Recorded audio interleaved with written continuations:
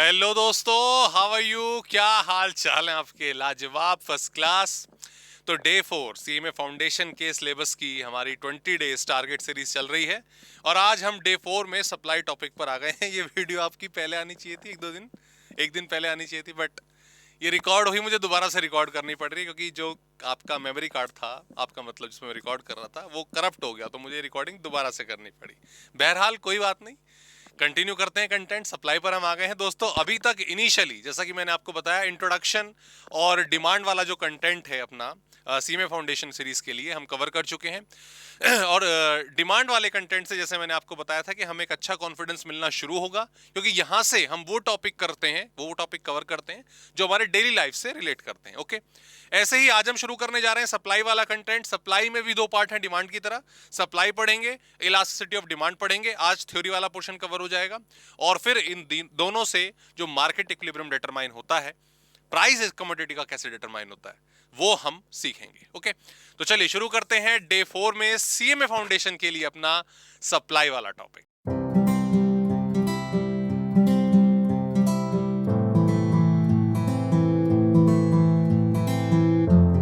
तो दोस्तों सबसे पहले तो देखो, हमें यही समझना है कि सप्लाई का एक्चुअल में मीनिंग होता क्या है, सप्लाई एक कॉन्सेप्ट क्या है, इसका लॉजिक क्या है। ओके, तो डिमांड जैसे आपने बताया कि एक पर्टिकुलर कंज्यूमर है, एक पर्टिकुलर बायर है, उसकी विलिंगनेस है कि मैं ये चीज खरीदूं, उसे वो खरीदने की क्षमता भी रखता है, पे करने की क्षमता भी रखता है, ठीक है, और एक अलग अलग प्राइजेस पर उसकी वो अलग अलग कमोडिटीज जो है बाय कर सकता है। That is the concept of what, demand. अब ठीक जैसे डिमांड में आपने एक कंज्यूमर के नजरिए से सोचा, एक बायर के नजरिए से सोचा, सप्लाई में जस्ट आपको एक सेलर के नजरिए से सोचना है। सेलर क्या है? जो अपनी कमोडिटीज को बेचना चाहता है मार्केट में। भाई उसने वो खुद प्रोड्यूस करी या ट्रेड करी, अब उसे वो मार्केट में बेचना चाहता है। अलग अलग प्राइजेस पर वो अपनी अलग अलग कमोडिटीज को, अलग अलग यूनिट्स को बेचना चाहता है और उसके बदले अपना प्रॉफिट कमाना चाहता है। तो सबसे पहले सबसे सिंपल डेफिनेशन जो बेसिकली हमारे डिमांड की, सप्लाई की बन जाती है, supply of a commodity means the quantity which, इसको ध्यान दीजिएगा, a producer is willing to sell, जो वो बेचना चाहता है, या फिर आप कह सकते हैं ऑफर्ड फॉर सेल, जो वो बेचने के लिए अपनी शॉप में उस कमोडिटी को रखता है। अलग अलग प्राइजेस पर, अलग प्राइस हो, कम प्राइस है, ज्यादा प्राइस है, उसके हिसाब से उसकी वैल्यू जो है डिसाइड करता है। बट द थिंग इज कि वो बेचना चाहता है। It indicates that quantity that a firm is willing to bring in the market at various prices. भाई प्राइस चेंज होगा, जैसे डिमांड प्राइस के साथ चेंज होती है, उसी तरीके से जो सप्लाई है वो भी चेंज होगी। तो प्राइस कब ज्यादा है, कब कम है, हमें कितनी सप्लाई बेचनी चाहिए, ये तमाम चीजें जो हैं इस कॉन्सेप्ट को कवर करती हैं। तो okay, so the thing is, demand क्या था? Willingness to buy at different prices. Okay, ये क्या है? Willingness to sell at different prices, यही फर्क है। कुछ फीचर्स इसके, it is not what actually sold. Actual में जो बिका, एक्चुअल में जो बिका, ठीक है, वो सप्लाई नहीं होता। ध्यान दीजिए, समझिए, इसमें आपका एक स्टॉक एंड सप्लाई में भी मैं आपको डिफरेंस साथ साथ क्लियर करता हूं। देखिए बिल्कुल समझिएगा। मान लीजिए आपकी शॉप है, ओके, ये आपकी शॉप है, शॉप, और इसी के साथ ही मान लीजिए आपने अपना गोडाउन बनाया हुआ है। ओके, भाई स्टॉक यहां पे पड़ा रहता है, रॉम आपका जो मटेरियल है, कमोडिटी यहां पड़ी रहती है, जब लगता है आपको शॉप में रखना चाहिए, आप उठा के यहां रख देते हो। ओके, अब यहां पर मैं अगर एग्जांपल के लिए अज्यूम करूं दोस्तों, तो मान लीजिए यहां पर आपकी 500 यूनिट्स है, कितनी, 500 यूनिट्स है, और दुकान में भी आपने 700 यूनिट्स रखी हुई है, 500 और आपका 700। कोई पूछे कि आपका स्टॉक कितना है या आपकी सप्लाई कितनी है, तो आप क्या बोलोगे? तो दोस्तों बिल्कुल क्लियर समझिएगा, यहां पर आपका जो स्टॉक है वो 1200 है और जो सप्लाई है वो 700 है। ओके, स्टॉक का मतलब टोटल अवेलेबल सामान आपके पास क्या है, चाहे वो शॉप में रखा हो, गोडाउन में रखा हो, गोडाउन से बाहर रखा हो, व्हाटएवर, आपके पास उसका राइट है, that is your stock. Okay, supply जो आप बेचना चाहते हो, यार जो बेचना चाहते हो वही तो शॉप पे रखा जाता है। ऐसा थोड़ी ना होता कि भाई कस्टमर आया दुकान में, आपने उसको सामान दिखाया, उसे पसंद नहीं आया, तो आप उसको गोडाउन में ले जाते हो। ऐसा तो नहीं होता ना। जो बेचना चाहते हो आप, वो अपने सप्लाई पे एक पर्टिकुलर प्लेस पे रखा हुआ है, वो सप्लाई होता है, ठीक है। और दूसरी चीज, जरूरी नहीं है कि 700 के 700 बिक जाए, सारा का सारा बिक जाए, बिका इसमें से 400, तो दैट इज एक्चुअल सेल, वो सेल है, वो सप्लाई नहीं है। ओके, तो इसीलिए जो बेसिकली बिकता है खाली उसको सप्लाई नहीं बोला जाता, जो बेचने के लिए अवेलेबल है वो सप्लाई होता है। साथ ही it is a flow concept. Flow concept का मतलब कि ये over the period of time जो है कैलकुलेट होती है, ठीक है। तो आज एक दिन में, 2 दिन में, एक हफ्ते में, ये नहीं कि अभी कितनी सप्लाई है, नहीं, आज के समय कितनी सप्लाई है, नहीं, एक ड्यूरेशन हम मान के चलते हैं और उसमें सप्लाई को कैलकुलेट करा जाता है, ठीक है। एंड विलिंगनेस एंड एबिलिटी, ठीक है, विलिंगनेस एंड एबिलिटी डिमांड की तरह यहां पर भी दोनों होनी चाहिए। मैं सप्लाई करना चाहता हूं 10,000 यूनिट्स की, तो दैट्स चाहता हूं, लेकिन आपके पास स्टॉक ही नहीं है उतना, तो कैसे आप उसको सप्लाई कर पाओगे? ओके, तो एबिलिटी इज व्हाट, कि आपकी कैपेसिटी, कि आप सप्लाई कर सकते हो, आपके पास कमोडिटी अवेलेबल है, ये दोनों चीज होती है। ओके, तो that's the concept of supply, बिल्कुल सिंपल। वो विलिंगनेस टू बाय था, ये विलिंगनेस टू सेल है। वहां पर भी पॉसिबल प्राइजेस थे, यहां पर भी एवरी पॉसिबल प्राइस है। ओके, अब सबसे पहले जैसा कि मैं आपको डिस्कस कर ही रहा हूं, यहां पे ऑलरेडी आप समझ गए होंगे कि सर आपने भी प्राइस का हिंट दे दिया है, प्राइस, अलग अलग price, various price, possible price, hint दे दिया है। तो इसका मतलब यहां पर भी जिस तरीके से डिमांड का रिलेशन होता था प्राइस के साथ, यहां पर भी अच्छा खासा रिलेशन होगा, डेफिनेटली होगा, डेफिनेटली होगा दोस्तों। ओके, तो एक बार प्राइस के साथ इसका रिलेशन देख लेते हैं। देखो बड़ा सिंपल है, एक तरफ मैं कंसिडर कर रहा हूं प्राइस, इधर हमारा आ गया quantity supplied, demand, quantity demanded की तरह इसको क्वांटिटी सप्लाइड बोला जाएगा। इसमें एक चीज याद रखिएगा, प्राइस 100 रुपए है, आप सेलर हैं, ठीक है, आप किसी कमोडिटी की 1000 यूनिट सप्लाई कर रहे हैं।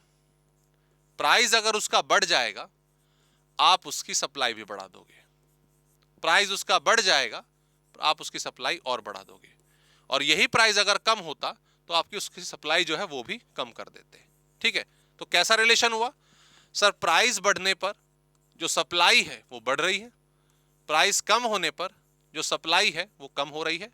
So it is clear cut, बिल्कुल अपोजिट है डिमांड के, यहां पर पॉजिटिव रिलेशन होता है। ओके, आपके मन में यही डाउट आएगा कि सर अगर प्राइस बढ़ता है तो लोग कम डिमांड करते हैं, अगर लोग कम डिमांड कर रहे हैं तो सप्लाई भी कम होनी चाहिए, वो ज्यादा सप्लाई करके क्या करेगा? देखिए यहां पर पहली बात तो डिमांड को कंफ्यूज मत करिए, साथ में मत लेके आइए। आपने डिमांड बिल्कुल सेपरेट पढ़ा अभी क्लियरली, अभी हम सप्लाई क्लियरली अलग तरीके से पढ़ेंगे, उसको कोरिलेट नहीं करेंगे डिमांड के साथ। दोनों को, जो चीज आपके दिमाग में चल रही है ना कि सर डिमांड प्राइस बढ़ने पर कम हो गई तो सप्लाई भी कम करो, वो हम मार्केट इक्विलिब्रियम चैप्टर में समझेंगे। यहां पर आप एक इंडिविजुअली सप्लायर का थॉट लगाइए, इंडिविजुअली सप्लायर का थॉट लगाइए। आप एक सप्लायर है, आप एक सेलर है, जब प्राइस बढ़ता है, जब प्राइस बढ़ता है तो उसमें प्रॉफिट मार्जिन भी बढ़ता है, प्राइस बढ़ेगा तो प्रॉफिट मार्जिन बढ़ेगा, और as a seller, as a supplier आप चाहते हो कि मैं ज्यादा से ज्यादा प्रॉफिट कमाऊं, तो इसीलिए इस सिचुएशन में दोस्तों प्राइस बढ़ने पर सप्लाई बढ़ती है, प्राइस कम हो गया मार्जिन गिर गया, मार्जिन गिर गया तो क्या कमाएंगे, तो छोड़ो सप्लाई कम करो। अभी सप्लायर का नजरिया जो है वो आपको लगाना है, डिमांड के साथ कोरिलेट हम इसको मार्केट इक्विलिब्रियम में करेंगे। ओके जी, बराबर है, चलो आगे बढ़ते हैं। इसको अगर मैं डायग्राम पे बनाऊं तो बड़ा सिंपल सा डायग्राम बन जाता है, जैसा कि डिमांड वाला चैप्टर हमें बहुत हेल्प करेगा। यहां पर price, quantity demanded, quantity supply, demand का नेगेटिव रिलेशन था, डाउन, स्लोप डाउनवर्ड्स था, पॉजिटिव रिलेशन में स्लोप अपवर्ड्स जाएगा, इस तरीके से। ओरिजिन से नहीं बनाते यूजुअली इसको, जब हम थ्योरी को समझा रहे हैं, कॉन्सेप्ट को समझा रहे हैं, क्यों मार्केट चैप्टर में डिस्कस करेंगे, ठीक है। यहां पर प्राइस था P1, क्वांटिटी थी Q1, प्राइस P से P1 पर चला गया, क्वांटिटी भी Q से, प्राइस P1 से P2 पर चला गया, क्वांटिटी भी Q1 से Q2 पर चली गई, तो चेंज हुआ है, that is a positive relation. Okay, so अभी तक दोस्तों हमने क्या देख लिया, ये डिमांड है, इधर सप्लाई है, ये willingness to buy, willingness to sell sir, price के साथ नेगेटिव रिलेशन था, प्राइस के साथ पॉजिटिव रिलेशन सर, इसका demand curve slope downward, demand curve जो था वो स्लोप डाउनवर्ड्स होता था, सप्लाई कर स्लोप अपवर्ड्स होता है। ओके, ये दोनों की क्लैरिटी हमें हो जानी चाहिए। आगे बढ़ते हैं।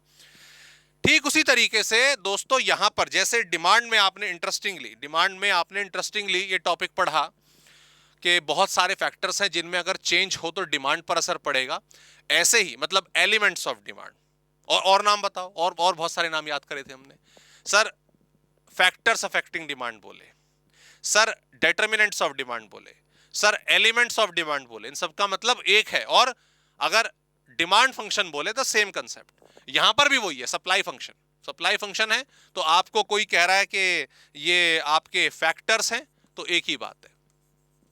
कोई कह रहा है डिटरमिनेंट्स है, कोई कह रहा है एलिमेंट है, तो एक ही बात है, दोनों में कोई डिफरेंस नहीं है। ओके, समझ आ गया? आगे बढ़ते हैं। कौन कौन से फैक्टर्स है ये दोस्तों हमारे सामने आ गए। Price of the good, price of the other good, number of firm, cost of production, technology, government policies, expected price, goals of firm. मैं लॉजिक के साथ साथ आपको इनको याद करने का शॉर्टकट तरीका भी बताता हूं। देखो, price of the good you already done with that. Sir positive relation होता है, पॉजिटिव रिलेशन होता है। प्राइस बढ़ेगा, सप्लाई बढ़ेगी, प्राइस कम, सप्लाई कम। ये पॉइंट तो क्लियर हो गया, ठीक है। अब ध्यान दीजिएगा, मेरा पर्पस वही है कि आपका काम आसान हो जाए। प्राइस ऑफ अदर गुड, ठीक है, इसको रेड पेन से रखें क्या, ब्लू से रख लेते हैं, चलो ठीक है, अलग से दिखेगा। प्राइस ऑफ अदर गुड, ठीक है, एक्सपेक्टेड प्राइस, ठीक है, और कॉस्ट ऑफ प्रोडक्शन में भी आप लिख लीजिएगा price of factors, price of factors. ये एक पॉइंट आ गया। तीन प्राइस मिल गए मुझे, एक दो तीन, तीन प्राइस मिल गए मुझे, ठीक है। प्राइस ऑफ द गुड तो था ही, उसके अलावा तीन प्राइस और मिले। इसका पॉजिटिव रिलेशन है, इन सब का नेगेटिव रिलेशन होता है, इन सब का नेगेटिव रिलेशन होता है। अरे हैंग कर गया क्या? हाँ, नहीं चल पड़ा, ठीक है। अरे चल भाई, आज बहुत हैंग कर रहा है हमारा बोर्ड, बड़ी मेहनत कर रहा है ये भी आजकल, ठीक है, हैंग कर जा रहा है, ये देखो। चलो चलो चलो चलो चलो चलो चलो चलो, अरे चल क्यों नहीं रहो? पेन चेंज करूं क्या? अरे ये ब्लू नाराज हो गया भाई, ये देखो। अरे अरे खैर व्हाटएवर, मैं कुछ लिखूं यहाँ पे? लिखा भी नहीं जा रहा, खाली डॉट भी नहीं डल रही। मैं स्लाइड चेंज कर पा रहा हूँ, स्लाइड चेंज कर पा रहा हूँ, अब तो चल जा भाई, बड़ी समस्या है यार। व्हाटएवर, छोड़ो, अभी थोड़ा उसको रेस्ट। हाँ देखो, मैं कह रहा था ना थक रखा है, रेस्ट ले रहा है शायद।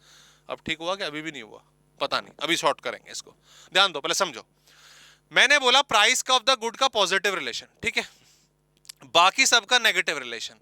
मतलब अगर ये सारे प्राइस बढ़ेंगे अकॉर्डिंगली अपने केस में, तो सप्लाई कम हो जाएगी, और अगर प्राइस आपका कम होगा तो सप्लाई बढ़ जाएगी। जैसे प्राइस ऑफ अदर गुड की बात करता हूं, प्राइस ऑफ अदर गुड की बात करता हूं दोस्तों। अगर प्राइस ऑफ अदर गुड, इसको पीओ से डिनोट कर रहे हैं, price of other good, price of other good अगर बढ़ जाएगा, आप कोक की सप्लाई करते थे, लेकिन अचानक से आपको पता चला कि पेप्सी के प्राइस बढ़ रहे हैं। पेप्सी के प्राइस बढ़ रहे हैं तो मतलब क्या है कि पेप्सी पर जो प्रॉफिट है वो ज्यादा हो गया। पेप्सी पर प्रॉफिट क्या हो गया? ज्यादा हो गया। अरे भैया आप कहोगे कोक छोड़ यार, जो सप्लाई है, जो सप्लाई है किसकी? ओ अदर गुड की, मैं उसी को बेचूंगा, और मेरा जो गिवन गुड है कोक है, सप्लाई ऑफ गिवन गुड, छोड़ना यार, इसमें प्रॉफिट ही नहीं हो रहा। जिसकी तरफ प्रॉफिट ज्यादा है, यहां पे कुछ गड़बड़ है, इसका मतलब इस वाली लाइन में कुछ गड़बड़ है। हाँ, यहाँ कुछ दिक्कत हो गई है, बेचारे को बुखार हो गया यहाँ पे, ठीक है। तो सप्लाई ऑफ अदर गुड छोड़ो, जब आपको दिख रहा है प्राइस ऑफ अदर गुड बढ़ रहा है, वहां पे प्रॉफिट ज्यादा, तो अदर बेचेंगे हम, अपना नहीं बेचेंगे, ठीक है। ऐसे ही price of factors, cost of production. यार देखो, प्रोडक्शन करने के लिए raw material, machinery, labour, electricity, ये सब चाहिए होता है। ये क्या होते हैं? हमारे फैक्टर्स, और इनका प्राइस अगर खुद सोचो, बड़ी सिंपल सी बात। सर मैं रॉ मटेरियल का एग्जांपल लेता हूं। सर रॉ मटेरियल का प्राइस बढ़ गया है ना, रॉ मटेरियल प्राइस बढ़ गया, तो कॉस्ट ऑफ प्रोडक्शन क्या हो जाएगी? सर वो भी बढ़ जाएगी, खर्चा ज्यादा हो गया बनाने में। नतीजा हमारा जो प्रोडक्शन है और हमारी जो सप्लाई है वो गिरने लग जाएगी। Negative relation. इस वाले पे यहां पेन नहीं चल रहा है, यहां चल रहा है, यहां कुछ दिक्कत है इस वाले एरिया में, पर मैं समझा देता हूं। एक्सपेक्टेड प्राइस अगर लग रहा है, हाँ यहां लिख देते हैं, अगर लग रहा है कि फ्यूचर में प्राइस बढ़ेगा, आपका पेट्रोल पंप है, आपको खबर मिल रही है कि आज रात को पेट्रोल मिनिस्ट्री प्राइस को रिवाइज करेगी और पूरे चांसेस है कि प्राइस बढ़ेगा, पूरे चांसेस हैं कि कल जो है प्राइस बढ़ जाएंगे हमारे क्या नाम है पेट्रोल के। आप आज इस वजह से सप्लाई को कम कर दोगे भैया आगे। अरे एक्सपेक्ट फ्यूचर में प्राइस ज्यादा मिल रहा है ना, तो प्रॉफिट मार्जिन फ्यूचर में ज्यादा होगा, तभी बेचेंगे। अभी थोड़ा सामान रोक दो। बिल्डर जो होते हैं, गोल्ड वाले जो होते हैं, पेट्रोल वाले जो होते हैं, अक्सर ऐसे काम करते हैं, ठीक है। तो ये रटने का तरीका, याद करने का तरीका। नंबर ऑफ फर्म्स का बिल्कुल सिंपल सा तरीका है, नंबर ऑफ फर्म्स ज्यादा है तो सप्लाई भी ज्यादा होगी, नंबर ऑफ फर्म्स कम है तो सप्लाई भी कम होगी। टेक्नोलॉजी दोस्तों ये वर्ड आ जाता है, टेक्नोलॉजी जब भी एफिशिएंट होती है, अच्छी होती है, तो उसकी वजह से जो कॉस्ट ऑफ प्रोडक्शन है वो कम हो जाती है और नतीजा सप्लाई बढ़ जाती है। ये एक सिंपल सा स्ट्रेट फॉरवर्ड रिलेशन है टेक्नोलॉजी के साथ। टेक्नोलॉजी जब भी आएगी वो एफिशिएंट होकर आएगी, इंप्रूव्ड होकर आएगी, और उसका काम क्या होता है कि पहले के मुकाबले वेस्टेज कम, रॉ मटेरियल कम यूज होगा, इलेक्ट्रिसिटी कम कंज्यूम होगी, मतलब कॉस्ट ऑफ प्रोडक्शन कम हो जाएगी, नतीजा हम सप्लाई बढ़ाएंगे। सप्लाई इसमें क्वेश्चन ये आता है कि सर एफिशिएंट की जगह क्या इनएफिशिएंट भी हो सकती है, और अगर इनएफिशिएंट होगी तो कॉस्ट ऑफ प्रोडक्शन बढ़ जाएगी, सप्लाई कम हो जाएगी। देखो इस पे अलग अलग थॉट्स ऑफ स्कूल है। अगर टेक्नोलॉजी इनएफिशिएंट होकर आएगी तो हम उसका इस्तेमाल ही नहीं करेंगे ना, वो एक्सपेरिमेंटल स्टेज पर ही बाहर हो जाएगी, तो उसका मतलब क्या, पुराने वाला पैटर्न बना रहेगा और सप्लाई भी उतनी बनी रहेगी। लेकिन कई लोग इसको मतलब थ्योरेटिकली दिखाने के लिए कि अनएफिशिएंट हो गई तो कॉस्ट ऑफ प्रोडक्शन बढ़ जाएगी, सप्लाई भी कम हो जाएगी, ये वाला रवैया, ये वाला थॉट ऑफ स्कूल भी रखते हैं। ठीक है, अब आते हैं गवर्नमेंट पॉलिसीज पर। दोस्तों गवर्नमेंट पॉलिसीज में दो चीजें हैं, एक तो हमें समझना होता है कि टैक्स क्या है। ठीक है, टैक्स फाउंडेशन भी पढ़ रहे हो आप, ये देखो फिर यहां नहीं चल रहा पेन, टैक्स आपको इंटर में भी पढ़ाएंगे। और एक होता है सब्सिडी, सब्सिडी। ठीक है, टैक्स क्या होता है, फाइनेंशियल बर्डन। ठीक है, फाइनेंशियल बर्डन। सब्सिडी क्या होती है, फाइनेंशियल असिस्टेंस या फाइनेंशियल हेल्प। सरकार टैक्स क्या करती है, कलेक्ट करती है ना लोगों से, तो फाइनेंशियल बर्डन हो गया लोगों के ऊपर। आप सप्लायर जीएसटी का एग्जांपल ले लीजिए, इनकम टैक्स नहीं क्योंकि हम सप्लाई पढ़ रहे हैं। और सब्सिडी हेल्प हो गई कि आपको प्रोडक्शन में रॉ मटेरियल वगैरह सस्ता प्रोवाइड करा देंगे। टैक्स के साथ नेगेटिव रिलेशन होता है, कुछ दिक्कत है भाई, नेगेटिव रिलेशन लिख लीजिएगा। सब्सिडी में पॉजिटिव रिलेशन होता है। कैसे, देखो टैक्स अगर बढ़ गया, टैक्स का बर्डन अगर बढ़ गया एक सप्लायर के ऊपर, उसके प्रॉफिट मार्जिन कम हो जाएंगे। प्रॉफिट मार्जिन कम मतलब उसका सप्लाई फिर वो कम करना पसंद करेगा। ठीक है, नेगेटिव रिलेशन। हाँ, सरकार अगर सब्सिडी बढ़ा दे, सब्सिडी जो है सरकार दे रही है कि लो भाई लो, तो ये तो फायदा है सप्लायर्स के लिए, उनके लिए बेनिफिट है। अरे फिर तो उनकी कॉस्ट ऑफ, सब्सिडी का सबसे पहला असर किस पे पड़ता है, कॉस्ट ऑफ प्रोडक्शन कम हो जाती है, तो सप्लाई हमारी छलांग मारेगी, सप्लाई हमारी बढ़ेगी। ठीक है, and the last point is goals of firm. दोस्तों यहां वाले पे पेन चल रहा है, गोल्स ऑफ फर्म में दो पार्ट में आपको समझा देता हूं। आज ये पता नहीं कैसे दिक्कत दे रहा है ये वाला एरिया, ठीक है, हमारे बोर्ड का। गोल्स ऑफ फर्म में आपको समझा देता हूं, बिल्कुल सिंपल है। गोल्स ऑफ फर्म दो तरह के हो गए, हालांकि बहुत सारे गोल्स होते हैं लेकिन सप्लाई के मायने में दो गोल्स हो गए। एक होते हैं प्रॉफिटेबल फर्म्स और एक होते हैं नॉन प्रॉफिटेबल। नॉन प्रॉफिटेबल जो समाज सेवा कर रहे हैं, तो उनकी सप्लाई कांस्टेंट रहती है। नॉन प्रॉफिटेबल की प्राइस बढ़े या कम हो, उनके पास जो रिसोर्सेज होते हैं उसके हिसाब से बनाकर वो सप्लाई कर देते हैं। नॉन प्रॉफिटेबल मतलब नॉन प्रॉफिटेबल फर्म्स में प्राइस चेंजेस का सप्लाई के ऊपर असर नहीं पड़ता। लेकिन हाँ, जो प्रॉफिटेबल फर्म्स हैं जिनको मुनाफा कमाना भैया, तो वो प्राइस के हिसाब से अपनी सप्लाई जरूर एडजस्ट करते हैं। प्राइस बढ़ेगा कम होगा, इवन अदर मार्केट कंडीशंस, उनकी सप्लाई में अकॉर्डिंगली चेंज आता है। ये छोटा सा पॉइंट हमें याद रखना है। हाँ, क्योंकि सेम वही चीज, एग्जाम हमारा जैसे एमसीक्यू बेस्ड है, एमसीक्यू के आधार पर है, ठीक है, फाउंडेशन में, तो ये वाले जहां पे डायरेक्ट नेगेटिव पॉजिटिव रिलेशन रहता है ना, ये क्वेश्चंस अक्सर ज्यादा पूछे जाते हैं। ठीक है जी, चलो ये भी हो गया हमारा। अब अगली वही हेडिंग बड़ी प्यारी, लॉ ऑफ सप्लाई आ गया। लॉ ऑफ डिमांड हमने सर अच्छे से समझा, एग्जैक्टली उसी तर्ज पर लॉ ऑफ सप्लाई है। लॉ ऑफ सप्लाई देखिए, price of the commodity, price of other good, number of firms, PF price of factors या कॉस्ट ऑफ प्रोडक्शन, इसके अलावा आपका एक्सपेक्टेड प्राइस था ईपी, गोल्स ऑफ फर्म था, इसके अलावा आपका गवर्नमेंट पॉलिसीज था और टेक्नोलॉजी था। ये हमारे मेन 8 फैक्टर्स जो हमने पढ़े। ओके, ये प्राइस है और ये सारे के सारे अदर फैक्टर्स हैं, वही डिस्ट्रीब्यूशन है जो आपने डिमांड में करा। बहुत आसान, बहुत छोटा टॉपिक हो जाता है सप्लाई। डिमांड अच्छे तरीके से जब आ जाता है ना, तो बहुत छोटा चैप्टर हो जाता है हमारा सप्लाई, क्योंकि सारी टॉपिक, सारी हेडिंग आपकी रिपीट है। ये क्या है, लॉ ऑफ सप्लाई क्या कह रहा है? Law of supply, law of supply आप साथ साथ लिख सकते हैं, states that comma other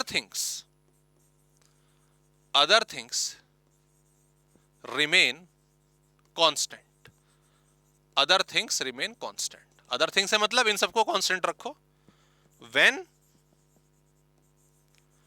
price of a commodity, when price of a commodity falls, its quantity supplied also falls, and vice versa,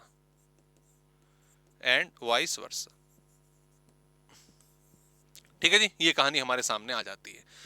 बिल्कुल एग्जैक्टली सर, ये तो सेम डेफिनेशन है जो लॉ ऑफ डिमांड की थी। मैंने बोला ना, वही कंसेप्ट है, वही सारे लॉजिक हमें पढ़ने हैं। लॉ ऑफ डिमांड में नेगेटिव रिलेशन हुआ करता था जब हम डिमांड की और उसके प्राइस की बात करा करते थे। यहां पे पॉजिटिव रिलेशन है जिसका लॉजिक ऑलरेडी हम पढ़ चुके हैं। सिर्फ एकमात्र चीज यहां पर यह है कि अगर आप चाहते हो कि ये लॉजिक बना रहे, प्राइस बढ़े सप्लाई बढ़े, प्राइस कम हो सप्लाई कम हो, तो ऑब्वियसली जो हमें अदर फैक्टर्स हैं वो सारे के सारे कांस्टेंट रखने चाहिए। ये एक थ्योरी है, ये एक अजम्पशन है, ठीक है। ऐसा हमेशा पॉसिबल हो मार्केट सिचुएशंस में नहीं होता, बट हाँ, इस रिलेशनशिप को अगर आप समझना चाहते हो तो अदर फैक्टर्स का कांस्टेंट रहना जरूरी है। एंड यस अगेन दोस्तों, सेम अगर मैं यहां पे सिचुएशन देखूं तो सप्लाई कर्व मेरा स्लोप अपवर्ड्स बनता है जब मैं प्राइस और क्वांटिटी सप्लाइड यहां पे अज्यूम करता हूं। बिल्कुल सेम कंसेप्ट जो आपने पहले पढ़ा, कर्व का भी और लॉ ऑफ डिमांड में डेफिनेशन भी, कुछ चेंज नहीं है। हाँ, इसमें एक चीज आगे और क्या, एक्सेप्शंस ऑफ, देख रहे हो सेम हेडिंग्स हैं। Exceptions of law of supply, देखो सारे फैक्टर्स हो गए, अदर फैक्टर्स हो गए, प्राइस हो गया। अदर फैक्टर्स को आप कांस्टेंट रख रहे हो, सिर्फ प्राइस चेंज होगा। प्राइस बढ़ेगा तो सप्लाई बढ़ेगी, प्राइस कम होगा तो सप्लाई कम होगी। हम मान गए अदर फैक्टर कांस्टेंट है तो ऐसे ही होगा। लेकिन एक्सेप्शंस, अदर फैक्टर्स कांस्टेंट है, अदर फैक्टर्स कांस्टेंट है, उसके बावजूद भी जो आपकी बाकी चीजें हैं, ठीक है, वो आपकी प्राइस आपका चेंज हो रहा है, प्राइस बढ़ रहा है, क्वांटिटी बढ़नी चाहिए, नहीं हो रहा। प्राइस कम हो रहा है, क्वांटिटी कम होनी चाहिए, नहीं हो रहा। That is like failed situation of law of supply. सब कुछ करने के बाद भी नहीं हो रहा। तो बड़े सिंपल से example, farm produce, perishable goods, out of fashion goods, इन सब में लॉ ऑफ सप्लाई मैटर नहीं करता। फार्म प्रोड्यूस क्या है, सीधी सी बात है कि भाई ये कंडीशंस पर, वेदर पर डिपेंड होते हैं बहुत ज्यादा। ये प्राइस मार्केट में ज्यादा चल रहा है, सप्लाई ज्यादा होनी चाहिए, बारिश ज्यादा होगी, फसल खराब, क्या कर लोगे, है ना, क्या कर लोगे। तो ये सिचुएशंस क्या है कि अच्छा मार्केट में प्राइस कम चल रहा है, सप्लाई कम होनी चाहिए, पर प्रोडक्शन हो चुका है, फसल तैयार है, भैया बेचना पड़ेगा, प्राइस कम भी हो तो। फार्म प्रोड्यूस, इसमें सप्लाई नहीं अप्लाई करती। सेम ऐसी पेरिशेबल गुड्स, मिल्क जैसे इसमें आ जाता है, मिल्क आ जाता है, एग्स आ जाते हैं, पेरिशेबल गुड्स है ना, जो फ्रूट्स हमारे हैं। ये सब प्रोडक्ट क्या है भैया, जैसे दूध की बात करें, दूध मार्केट में दूध का प्राइस कम हो गया, अब खरीदने वाले को पता है, बेचने वाले को पता है, भैंस को थोड़ी ना पता है, गाय को थोड़ी ना पता है कि भाई क्या नाम है, प्राइस जो है चेंज हो गया, तो वो तो जितना सप्लाई थी वो करनी पड़ेगी, नहीं करेंगे तो अपना खराब हो जाएगा। ऐसा तो नहीं कि भाई गाय से भैंस से दूध निकालना बंद कर दे, वो तो चीज पॉसिबल नहीं है, अदरवाइज उनकी डेथ हो सकती है। क्लियर। तो कंडीशन यहाँ पे क्या कि ये बस पेरिशेबल है, शॉर्ट लाइफ है, कम है ज्यादा है, इनको बेचना ही पड़ेगा। And also out of fashion goods, आपकी शॉप थी, कोई एक पर्टिकुलर टी शर्ट वगैरह स्टाइल आप लेकर आए, उसका फैशन चला गया, प्राइस कम हो गया, लेकिन अपने स्टॉक में रख के क्या करोगे, उसका फटाफट से दुकान में डालो, औने पौने दाम पे जो है बेचो, अपना काम जो भी कुछ कॉस्ट वॉस्ट कुछ तो रिकवर हो। तो इन केसेस में लॉ ऑफ सप्लाई एग्जिस्ट नहीं करता, ये हमें ध्यान रखना है, ठीक है। अच्छा, लॉ ऑफ सप्लाई में हमने बोला कि सर आपने बड़ी सिंपल सी सिचुएशन बताई कि आपका क्या नाम है, एक तरफ आपने रखा प्राइस को और एक तरफ आपने रखा अदर फैक्टर्स को, ठीक है। आपने लॉ ऑफ सप्लाई में बोला सिर्फ ये चेंज होगा और ये आपके कांस्टेंट रहेंगे। तो सिर्फ अगर प्राइस चेंज हो रहा है, तो वो लॉ ऑफ सप्लाई है। तो क्या है वो, लॉ ऑफ सप्लाई है। और इसके दो सिचुएशन हो सकते हैं, है, रात तो प्राइस बढ़े या प्राइस कम हो। नतीजा वही कि प्राइस बढ़ने पर क्वांटिटी बढ़ जाएगी, प्राइस कम होने पर क्वांटिटी कम हो जाएगी। इस सिचुएशन को दोस्तों एक्सपेंशन कहा जाता है। सर ये भी सुना सुना लग रहा है, ये भी डिमांड में पढ़ा था, और इसको कॉन्ट्रैक्शन बोलेंगे। बिल्कुल सही। तो लॉ ऑफ सप्लाई के जो दो पार्ट है चेंजेस के, वो हम चेंज इन क्वांटिटी सप्लाइड में पढ़ते हैं। अभी इसको शुरू कर रहे हैं। लेकिन मुझे ये बताओ कि अदर फैक्टर्स जो आपने लॉ ऑफ सप्लाई में डांट के चुप करा दिए कि तुम चेंज नहीं होगे, क्या वो हमेशा ऐसे ही रहेंगे? क्या उनमें कभी चेंज नहीं होगा? अरे सर बिल्कुल चेंज, पूरी संभावना है उसमें, चेंजेस की पूरी संभावना है। ठीक है, वो बिल्कुल चेंज होंगे, उनमें बिल्कुल परिवर्तन आएगा। तो उसकी वजह से डिमांड, प्राइस क्या है? प्राइस कांस्टेंट है, लेकिन जो सप्लाई, माफ कीजिएगा डिमांड नहीं, जो सप्लाई है वो आपकी बढ़ भी सकती है और वो सप्लाई आपकी कम भी हो सकती है। भाई प्राइस ऑफ अदर गुड बढ़ गया, नंबर ऑफ फर्म्स बढ़ गए, गवर्नमेंट ने टैक्स कम कर दिया, सब्सिडी बढ़ा दी, मशीनरी रॉ मटेरियल सस्ते हो गए, सप्लाई बढ़ जाएगी, सप्लाई जो है बढ़ जाएगी। और अगर price of other good come हो गया, आपका प्राइस ऑफ अदर गुड, पहले शायद मैंने क्या बोल दिया था, price of other good come हो जाएगा, ठीक है, नेगेटिव रिलेशन वाला बोलना था। अगर प्राइस ऑफ अदर गुड बढ़ गया, मशीनरी महंगी हो गई, गवर्नमेंट ने टैक्स बढ़ा दिया, सब्सिडी कम कर दी, तो उस कंडीशन में सप्लाई जो है आपकी वो डिक्रीज हो जाएगी। तो ये दोनों केस दोस्तों हमें चेंज के रूप में कवर करने होते हैं। ठीक है, आइए दोनों को डायग्रामेटिकली कवर करते हैं। ठीक है, जब सिर्फ प्राइस में चेंज की वजह से, जब सिर्फ प्राइस में चेंज की वजह से आपका सप्लाई में चेंज हो, अदर फैक्टर कांस्टेंट है। दो टाइप्स होते हैं सर, ऑलरेडी आपने बता दिया और हमें याद भी आ गया। एक होता है सर एक्सपेंशन और एक होता है कॉन्ट्रैक्शन। एक होता है क्या? कॉन्ट्रैक्शन। ठीक है, इसको अगर हम डायग्राम पे प्रॉपरली समझाएं, बड़ा आसान है। एक्स देखो, फिर यहां पे कुछ दिक्कत आ गई ना, 0, वाई, इधर प्राइस आ गया, इधर क्वांटिटी सप्लाइड आ गई, ये सप्लाई कर्व है, ये प्राइस, ये quantity.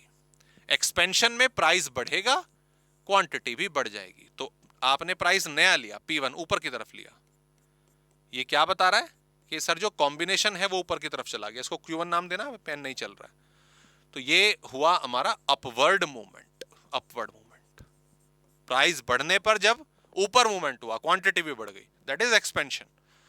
Contraction sir we know that, इसका एग्जैक्टली उल्टा हो जाएगा, इसका एग्जैक्टली उल्टा होगा।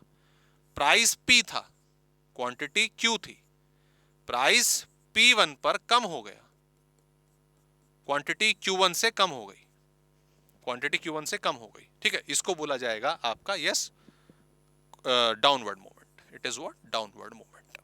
प्राइस कम होने पर क्वांटिटी कम। बराबर है? बिल्कुल परिस्थिति इक्वल है? हाँ जी सर बिल्कुल इक्वल है। ठीक है, आगे बढ़ते हैं। नेक्स्ट आ गया हमारा, ये अदर फैक्टर्स में चेंज की वजह से, इनका डायग्राम थोड़ा सा इंटरेस्टिंग भी है बट आसान है। सर दो ही केस हैं, या तो सप्लाई इंक्रीज हो जाएगी या सप्लाई डिक्रीज हो जाएगी। सप्लाई इंक्रीज हो जाएगी, डिक्रीज हो जाएगी। ठीक है, एक्स 0 वाई, इधर आ गया हमारा प्राइस, इधर आ गया क्वांटिटी। ये देखो नहीं चल रहा, क्वांटिटी आपने लिखना है। सर ये सप्लाई कर्व है, ये मेरा प्राइस है और ये मेरी क्वांटिटी। तो S से S1 पर बिल्कुल राइटवर्ड शिफ्ट, बिल्कुल डिमांड वाला कंसेप्ट है। प्राइस कांस्टेंट रहा और क्वांटिटी हमारी बढ़ जाती है, क्वांटिटी हमारी बढ़ जाती है। ओके, क्यों बढ़ जाती है? सर अभी बताया, price of other good come हो गया, price of other good, supply बढ़ रही है ना, नेगेटिव रिलेशन लगा दिया, price of other good come हो गया, प्राइस ऑफ फैक्टर कम हो गए, एक्सपेक्टेड प्राइस कम होने की संभावना है, सरकार ने टैक्स कम कर दिया, सब्सिडी बढ़ा दी, ये सब रीजन है, तमाम रीजन है। और एग्जैक्टली यहां पर भी इस सिचुएशन में सर ये सप्लाई कर्व और इसमें मैं लेफ्ट हैंड साइड की तरफ, ये राइटवर्ड शिफ्ट था, ये लेफ्ट हैंड शिफ्ट है डिक्रीज के केस में। ओके, तो दोस्तों ये सप्लाई का थ्योरेटिकल कंटेंट हमारा पूरा का पूरा कवर होता है। बड़ा सिंपल था, जल्दी फटाफट से हमारा हो गया। और नेक्स्ट क्लास में हम इलास्टिसिटी तो इसका खत्म कर ही लेंगे, हो सकता है मार्केट इक्विलिब्रियम का टॉपिक भी कवर करें। ओके, और डिक्रीज के रीजन आप मुझे लिख के बताओगे कमेंट बॉक्स में क्या है, क्या रीजन बनते हैं। ओके जी, तो ये टॉपिक हमारा खत्म हुआ। नेक्स्ट वाली सीरीज कंटिन्यू रहेगी हमारी टारगेट सीरीज, और नेक्स्ट वाले में हम अपना इलास्टिसिटी ऑफ डिमांड वाला टॉपिक शुरू करेंगे। ठीक है, चलो मिलते हैं आपसे दोस्तों नेक्स्ट लेक्चर में। Please take care.